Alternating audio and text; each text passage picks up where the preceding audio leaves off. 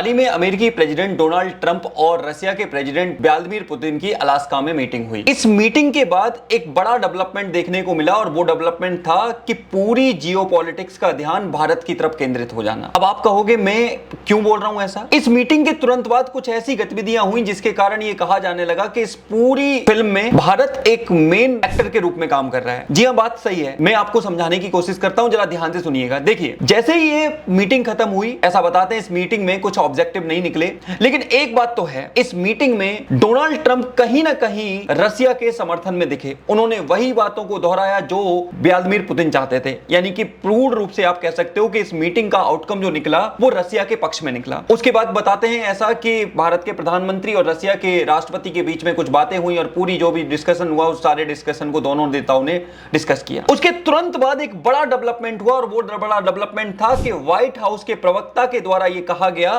Open मंच से कहा गया कि अमेरिका ने यानी कि डोनाल्ड ट्रंप ने भारत के ऊपर जो सैंक्शन लगाए उसका बड़ा रीजन था, भारत के ऊपर जो टैरिफ लगाए उसका बड़ा रीजन था, वो था रशिया और यूक्रेन युद्ध। डोनाल्ड ट्रंप चाहते हैं कि भारत, आपको पता होना चाहिए, रशियन ऑयल का दूसरा सबसे बड़ा इंपोर्टर देश है। सबसे ज्यादा आपको पता है हम लोग वहां से इंपोर्ट करते हैं दूसरे नंबर पे। तो ऐसे में डोनाल्ड ट्रंप का मानना है कि भारत की मदद से जो ये भारत ऑयल खरीदता है उस पैसे का इस्तेमाल रशिया यूक्रेन वॉर में कर रहा है, इसीलिए वो पीछे नहीं हटना चाहता। और ऐसे में अगर भारत के ऊपर प्रतिबंध होंगे तो रशिया के ऊपर प्रेशर क्रिएट होगा।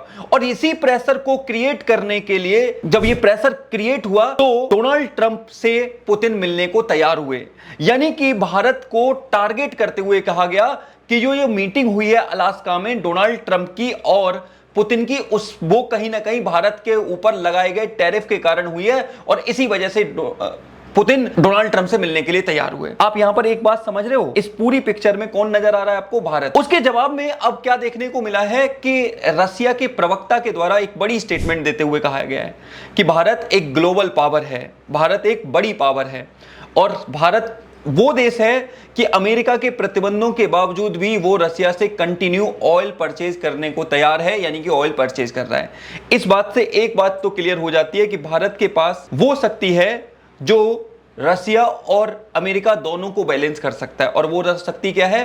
वो है हमारी पॉपुलेशन। हम अमेरिका के लिए एक बड़े बाजार हैं, उनके प्रोडक्ट के लिए बड़े बाजार हैं, हम रशिया के लिए एक बड़े बाजार हैं। ऐसे में दोनों देशों के साथ हम संतुलन बनाकर चलेंगे, एक व्यवस्थित संतुलन स्थापित करने की कोशिश करेंगे और यही भारत आजकल कर रहा है। यानी कि आप कह सकते हो कि इस पूरी पिक्चर में भारत की भूमिका काफी ज्यादा महत्वपूर्ण देखने को मिल रही है। आपको एक और बात पता होना चाहिए, उसके तुरंत बाद यूरोपियन नेताओं और डोनाल्ड ट्रंप की मीटिंग हुई। इस मीटिंग को देखकर आपको लगेगा कि यूरोपीय नेता एक ऐसी स्थिति में हैं जहां पर डोनाल्ड ट्रंप, ऐसा लग रहा है कि सबको ब्रीफ कर रहे हैं, यानी कि सब नेताओं को ब्रीफ करने का काम डोनाल्ड ट्रंप कह रहे हैं और यूरोप के सारे नेता हाँ हाँ हाँ हाँ सुनने का काम कर रहे हैं, यानी कि इस गर्दन हिलाए जा रहे हैं। ये देखने को मिल रहा है। ओवरऑल अगर कहा जाए तो इस पूरी पिक्चर में भारत की भूमिका काफी ज्यादा महत्वपूर्ण रही है और भारत को लेकर जिस प्रकार का रवैया डोनाल्ड ट्रंप ने दिखाया है, जिस प्रकार से रशिया ने बात कही है, वो अपने आप में बहुत ज्यादा महत्वपूर्ण हो जाती है। क्योंकि रशिया के द्वारा साफ कहा गया है